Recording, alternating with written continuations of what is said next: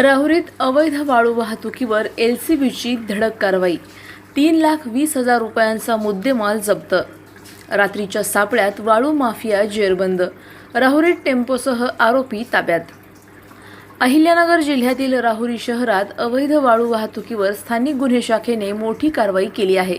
Police अधीक्षक मुमक्का सुदर्शन यांच्या आदेशानुसार स्थानिक गुन्हे शाखेचे पथक राहुरी परिसरात पेट्रोलिंग करत असताना गुप्त माहिती मिळाली की 18 एकर परिसरातून एका टेम्पोमधून चोरून वाळू वाहतूक केली जात आहे.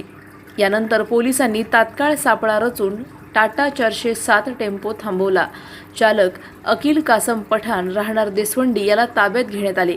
चौकशीत सदर टेम्पो ओमकार संजय तनपुरे याचा असल्याचे समोर आले. या कारवाईत 2 ब्रास वाळू आणि टाटा 407 टेम्पो असा तब्बल 3,20,000 रुपयांचा मुद्देमाल जप्त करण्यात आला आहे.